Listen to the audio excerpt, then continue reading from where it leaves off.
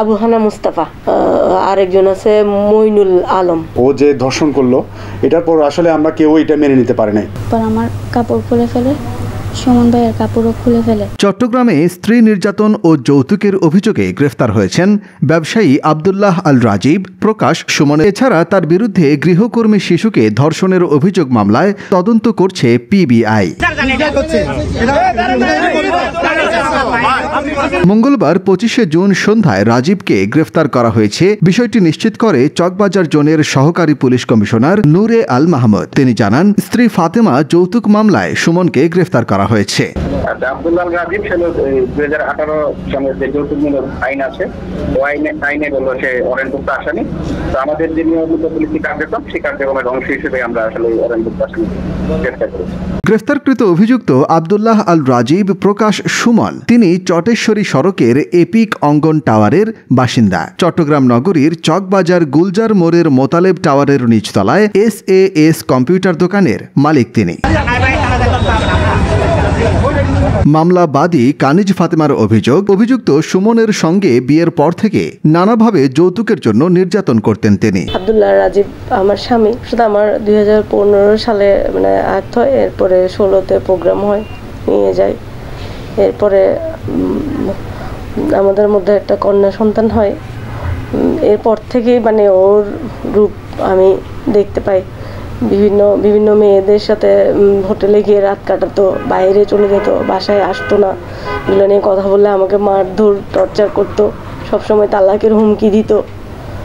তারপরে মান সম্মানের করতো।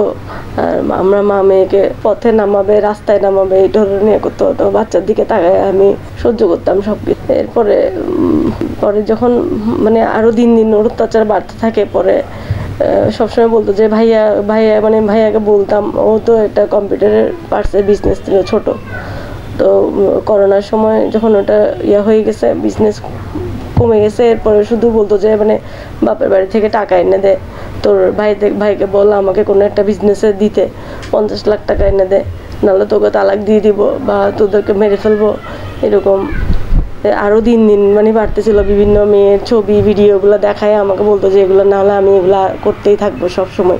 ওর কয়েকটা ছোট ভাই আছে, ওর সাথে মিশে ওরা বিভিন্নভাবে ওকে প্রলুব্ধ করতো। বিভিন্ন মেয়ের নাম বলতো। একজন আছে আবু হানা মুস্তাফা, আরেকজন আছে মইনুল আলম। মইনুল আলমের এই দুলাভাইয়ের হোটেলেই সে রাত্রি যাপন করতো মেয়ে, এবং বিভিন্ন মেয়ের নাম্বার মইনুলই কালেক্ট করে দিত তাকে। ওই জন্য আমি ওর যথাযথ শাস্তি চাই, যেন কখনো কোনো পুরুষ এই ধরনের করতে না পারে। সুমনের হাত থেকে রক্ষা পাননি 13 বছরের বাসার কাজের মেয়েও। তাকে বাসায় ধর্ষণ করেছে সুমন। স্ত্রী বাদী হয়ে মামলা করলে তদন্তের জন্য পিবিআইকে নির্দেশ দেন আদালত। বুয়া আসলে আমি বুয়ার সাথে কাজ করতে যাই, তখন আমাদের কাজ হয়ে গেলে আমরা চলে আসতেছিলাম। তখন সুমন ভাই বলছে তুমি থাকো, আপা চলে যাক, লবণ মরিচ আর গরম পানি দিয়ে যাও।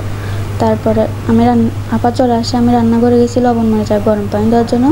তখন সুমন ভাই আমাকে জোর করে টেনে সুমন ভাইয়ের রুমে নিয়ে যায়। পর আমার কাপড় খুলে ফেলে, সুমন ভাইয়ের কাপড়ও খুলে ফেলে। তারপর আমাকে বিছনায় শুয়ে দিছে। তারপর আমাকে অনেক ব্যথা দিছে, আমি অনেক ব্যথা পাইছি। কিছুক্ষণ পর নেমে গিয়ে আমি কান্না করছি, আমার মুখ চেপে ধরছে সুমন ভাইয়া। তারপর কিছুক্ষণ পর নেমে গিয়ে বলছে কাপড় পরে নান ঘরে চলে আসতে। কাউকে কিছু বললে আমি নিজেই মার খাবো, সুমন ভাইকে কেউ কিছু করতে পারবে না।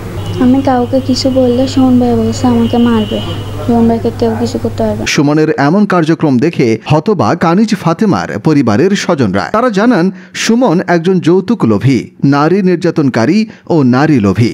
থেকে বিভিন্ন সময় বিভিন্নভাবে টাকা চাইতো এবং ওকে বিভিন্নভাবে হেনস্থ করতো। অনেক সময় দেখি হচ্ছে এই হসপিটালে ভর্তি হয়েছে, মেরেছে ওকে। তো অ্যাট লাস্ট যেটা হয়েছে, এটা আপনার একটা এতিম শিশুকে ও যে ধর্ষণ করলো, এটার পর আসলে আমরা কেউ এটা মেনে নিতে পারি নাই। তা আমরা সবাই এটা সুষ্ঠু শাস্তি, একটা সুন্দর একটা শাস্তির একটা দাবি জানাচ্ছে। ডেস্ক রিপোর্ট, খবরের চট্টগ্রাম।